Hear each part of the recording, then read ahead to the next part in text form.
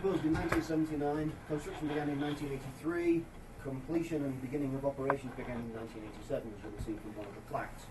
The telescope is named for James Clerk Maxwell, who was a Scottish 19th century astronomer, physicist, born in 1831, died in 1879, and in a millennium poll he was actually rated as the third most significant physicist of all time, after Isaac Newton and Albert Einstein. Why do physicists think he's such a big deal? Well, he came up, amongst other things, with the equations I pointed out as we came in. Maxwell's equations to physicists are beautiful, right? There's an actual real aesthetic quality to them. And the reason for that is that they were a lot of them originally derived kind of piecemeal with experimental involving moving little magnets in coils of wire on lab benches and all that kind of stuff. But the really cool thing is that when you write the equations down that you get from that right, you get those. And if you know a bit of mathematics, you can convolve those equations, you can rewrite them in such a way that you get two wave equations. One of which says that a periodically varying magnetic field will generate a periodically varying electric field.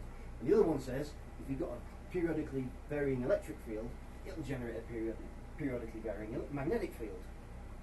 Big deal, right? But what that does is it says that if you've got one going, it's going to keep the other one going. So you just prove that light exists without referring to light at all. And to a physicist, that's really elegant. We love that. And so James Clerk Maxwell, bit of a dude. Also wrote poetry, not so great at that. What else is worth mentioning? Bit of history. So the building you've been walking around, the internal skeletal structure, the steel girders. So they came over in the early 80s on a freighter. There's a bit of a story about this.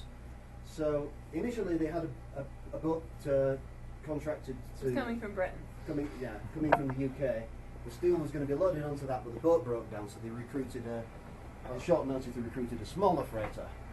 The captain of that stacked all the steel up on his deck, and then promptly sailed to Holland, where he picked up a secondary cargo of high explosives, which he didn't discuss.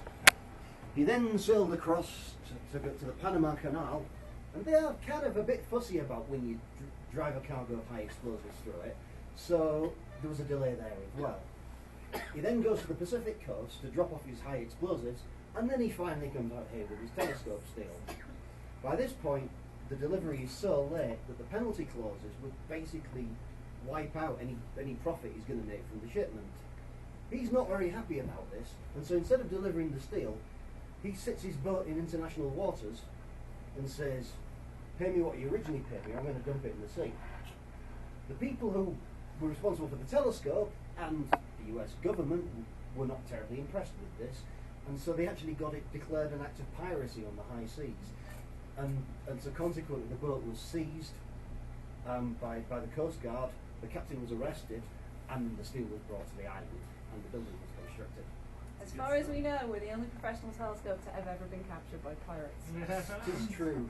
So the telescope was starting operations in 1987. They had an inaugural VIP thing, as one always does with these, at which one of James Clerk Maxwell's direct descendants actually attended.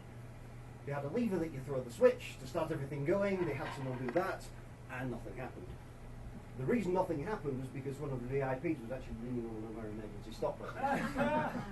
So obviously nothing worked.